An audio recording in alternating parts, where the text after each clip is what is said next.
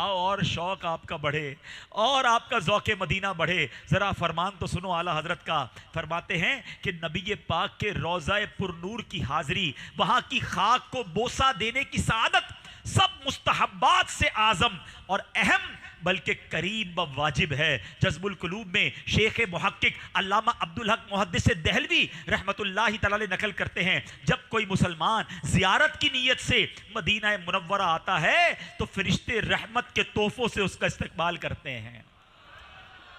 کسی بادشاہ کے پاس جاؤ, کسی بڑی دعوت میں جاؤ تو گھر کے لوگ باہر کھڑے ہوتے ہیں. بادشاہ کے پاس جاؤ تو دنیا کے سپاہی باہر کھڑے ہوتے ہیں. ارے شہنشاہ کی بارگاہ میں, والی مدینہ کے دربار میں جاؤ تو فرشتے استقبال کرتے ہیں. تحفہ کیا ہوتا ہے؟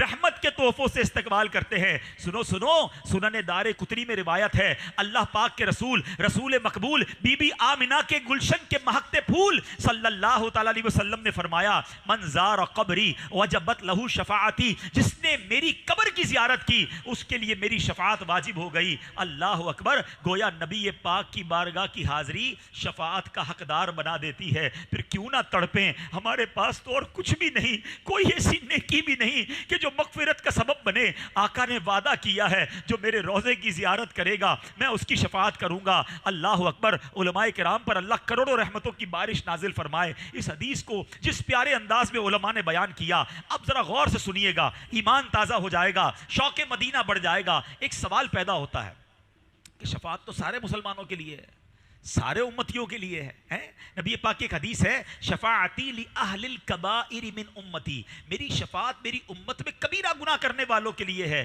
تو اور ایک اور جگہ پر نبی پاک فرماتے ہیں, جب تک اپنے ہر امتی کو جہنم سے نہ نکال لوں, جنت میں داخل نہ کروا لوں, میں اس وقت راضی نہ ہوں گا. تو شفاعت تو سب کو ملے گی جناب, پھر مدینے جانے والوں کا کیا کمال ہے. شفاعت تو سارے مسلمانوں کے لیے بھی آقا نے فرمائی ہے. اللہ اکبر. اب سنو, علماء کہتے ہیں کہ جس نے مدینے حاضری نہیں دی نا اس کی تو شفاعت ہوگی, مگر وہ عمومی شفاعت ہوگی, وہ عام شفاعت ہوگی. اور جس نے مدینہ منورہ میں آقا کے روضے کی زیارت کی اس کی خاص شفاعت ہوگی. میدان محشر کی ہولناکیوں سے اس کی حفاظت کی جائے گی. ان کا جنت میں بلا حساب داخلہ ہوگا, جنت میں بلند درجات پائیں گے, اللہ کریم کا خصوصی دیدار نصیب ہوگا. اور مولانا نقی علی خان اس کا ایک اور ایمان افروز جواب دیتے ہیں. اعلیٰ حضرت کے والد ہیں نا, سنو سنو کیا فرماتے ہیں. کہتے ہیں شفاعت کس کو ملے گی؟ شفاعت تو مسلمان کو ملے گی نا. ایک بندہ ساری زندگی شفاعت کی امید پر زندگی گزارے اور نیکیاں بھی کرتا رہے, اللہ نہ کرے ایسی کوئی غلطی ہو جائے کہ مرنے سے پہلے اس کا ایمان ہی چلا جائے. تو جو بے ایمان مرا, گناہوں کے سبب بھی تو ایمان سلب ہو جاتا ہے نا, تو اس کی تو شفاعت نہیں ہوگی.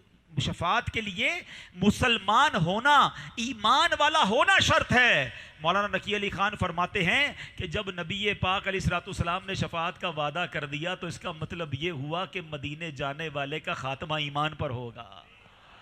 ہائے ہائے ہائے, سمجھ رہے ہو بات کو کہ شفاعت تو ہوگی مسلمان کی نا. تو بھائی مسلمان مرو گے تو شفاعت ہوگی, مگر آقا یہ نہیں فرما رہے کہ میں اس کی شفاعت کروں گا. فرمایا وجبت شفاعتی, اس پر شفاعت میری واجب ہو گئی. جب نبی پاک واجب فرما رہے ہیں تو اس کا مطلب یہ ہوا کہ جو روضہ رسول پر جاتا ہے اس کا ایمان کی نبی پاک حفاظت فرمائیں گے, اس کا ایمان پر خاتمہ ہوگا. اور آگے سنو, سبحان اللہ. مولانا نقی علی خان فرماتے حدیث کا مطلب یہ بنے گا, یہ پاک صرف شفاعت کا وعدہ نہیں کر رہے, میرے آقا ایمان کی حفاظت کا وعدہ بھی فرما رہے ہیں. اب حفاظت بھی وہ فرمائیں گے, شفاعت بھی وہ فرمائیں گے. اللہ اکبر. اب ایک اور بات کہ جناب میدان محشر میں بہت سارے لوگ شفاعت کریں گے. یاد رکھیے گا, شفاعت کبریٰ ہمارے آقا کے ہاتھ میں ہے. جب نبی پاک شفاعت فرمائیں گے اس کے بعد انبیاء بھی شفاعت کریں گے, علماء بھی شفاعت کریں گے, حفاظ بھی شفاعت کریں گے, فرشتے بھی شفاعت کریں گے, شہداء بھی شفاعت کریں گے, حاجی بھی شفاعت کرے گا, باعمل حافظ بھی شفاعت کریں گے.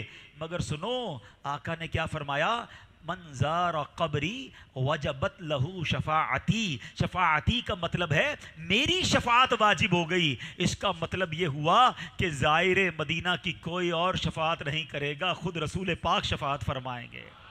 اس کو جو شفاعت ملنی ہے براہ راست رب کے حبیب کی بارگاہ سے ملنی ہے، کیونکہ اللہ کے حبیب نے اپنا در دکھایا، مہمان بنایا، اب نبی پاک اس کی شفاعت بھی فرمائیں گے۔ اللہ اکبر۔ بریلی کے تاجدار ایسے ہی نہیں کہتے کہ کیا ہی ذوق افزا شفاعت ہے تمہاری واہ واہ، کیا ہی ذوق افزا شفاعت ہے تمہاری واہ واہ، قرض لیتی ہے گناہ پرہیزگاری واہ واہ۔ سبحان اللہ۔ اے میرے پیارے اسلامی بھائیوں، حضرت عبداللہ ابن عمر کیا کمال کی بات کہتے ہیں کہ رسول رحمت شفیع امت صلی اللہ علیہ وسلم نے فرمایا، من جاءنی زائرن، جو میری بارگاہ میں زیارت کے لیے حاضر ہوا، لا تعملہ حاجت الا زیارتی، اور اس کے علاوہ کوئی حاجت نہ ہو، یعنی نہ تجارت کے لیے آیا نہ کوئی اور مقصد کے لیے آیا، صرف اور صرف میری زیارت کے لیے مدینہ منورہ پہنچا، کہتے کان حقا علی ان اکون لہ شفیعا یوم القیامہ،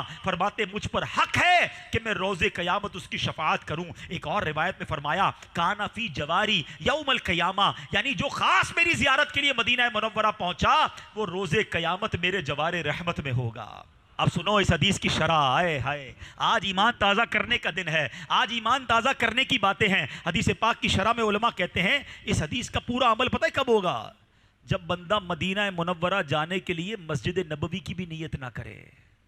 ہاں، مسجد نبوی کی نمازیں ضمناً مل جائیں گی، قباء کی حاضری ضمناً ہو جائے گی، فرماتے صرف روضہ پر نور کی زیارت کی نیت کرے، نبی پاک کی بارگاہ کی حاضری کی نیت کرے، آقا کی زیارت کی نیت فرمائے۔ کہتے ہیں جب اس طرح زیارت کی نیت سے جائے گا تو انشاءاللہ عز و جل اس کو یہ شفاعت کی جو خیرات ہے، اور نبی پاک نے فرمایا میرے جوار میں ہوگا۔ جملہ تو سنو، آقا کہتے قیامت میں میرے وہ جوار رحمت میں ہوگا جو میری زیارت کے لیے آیا۔